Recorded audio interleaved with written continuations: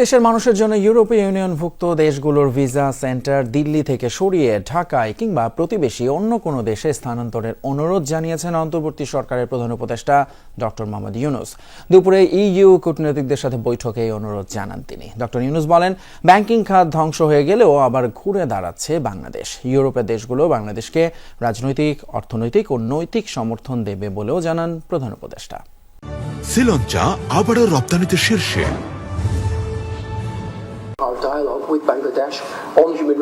একসাথে ইউরোপীয় ইউনিয়নের এতগুলো দেশের কূটনীতিকদের সঙ্গে এমন বৈঠক এই প্রথম।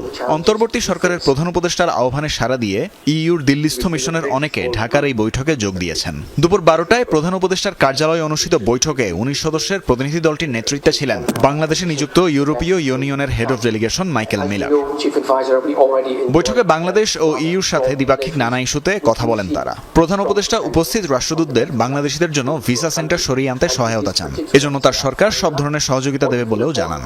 So we have all that knowledge and policies and technology to make that happen, and we'll be very happy to support you. So this is one.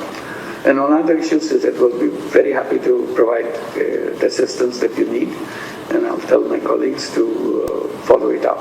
প্রতিনিধিদের ডক্টর মোহাম্মদ ইউনূস জানান, বিগত সরকারের সময় ব্যাংকিং সিস্টেম ভেঙে পড়ে। অন্তর্বর্তী সরকার এরই মধ্যে এ খাতে শৃঙ্খলা ফিরিয়ে এনেছে। The governor of the central bank was trying to keep all the banks alive, so they don't have to shut down any bank. So that will create some hardships, hopefully temporary, he said. But luckily that temporary period is over. Now from this month is over done, that you can withdraw your money as you wish. So that's an improvement that you can do this. Still we have not shut down any bank because that may create another chain effect in the whole banking system.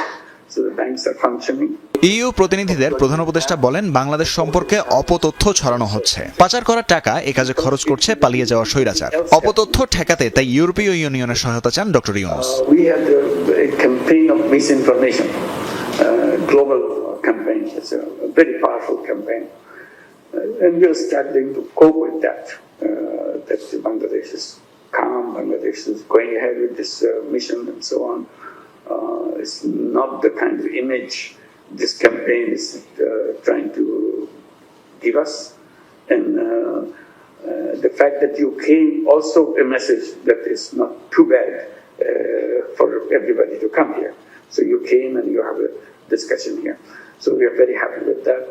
But we seek your support how to deal with this misinformation if you have any. সরকার ও রাজনৈতিক দলগুলো নির্বাচন নিয়ে আগ্রহী হলেও এখনই নির্দিষ্ট তারিখ দেওয়া সম্ভব হচ্ছে না বলে ইউরোপীয় ইউনিয়নের প্রতিনিধিদের জানান প্রধান উপদেষ্টা। But they want the date. I said I can't give you the date now. Tanvir মৌসুম, যমুনা নিউজ, ঢাকা।